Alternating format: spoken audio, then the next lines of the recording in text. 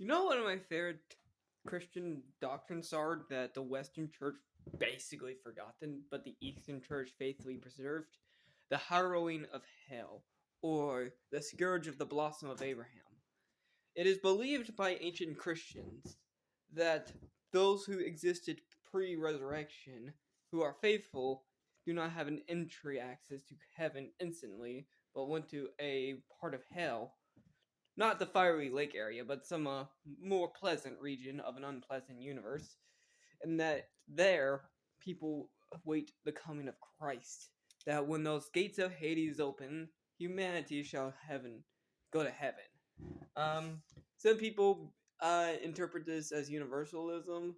Gregory did, but I don't think that's where it leads. I'm not a universalist, but I do know this about hell is that its operations is in a different reality or a different timeline, kind of. So I wonder, and this is something that I've always wondered, is if heaven does not exist within time of our chronology, does everyone in existence who is a part of the elect, a part of the faithful, the Christian people, both Old Testament Israelite and the New Testament church, if we go to heaven, do we have to go to hell first? Like, I wonder, if I die, do I go to hell to see the glorious Christological invasion, where Christ descended to Hades to rescue all of the people of his nation? Like, imagine this. Every Christian of all time periods, in the last, since the time of Adam and Eve, every one of us goes to hell at the exact same minute. And we see Christ descend to liberate us, like something that we witness outside of time. While inside of time, the Bible describes us Christ's win point. Outside of time, I wonder if that means that everyone will see God's glory.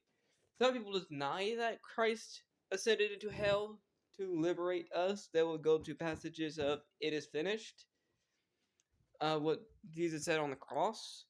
But I think that was referring to his bodily death rather than his ascension to hell. The epistles of Peter says he ascended to Hades, and not one church father in the ante-Nicene period disputed this, which makes me think it actually is a legitimate Christian opinion.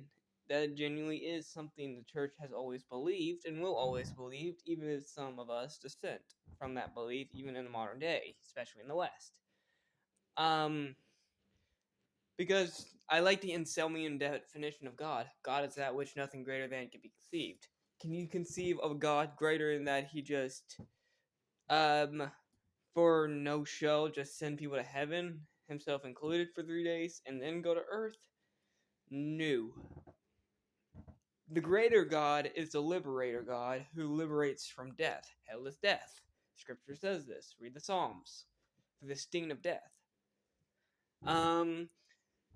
But life is that of heaven, that none shall perish but have everlasting life.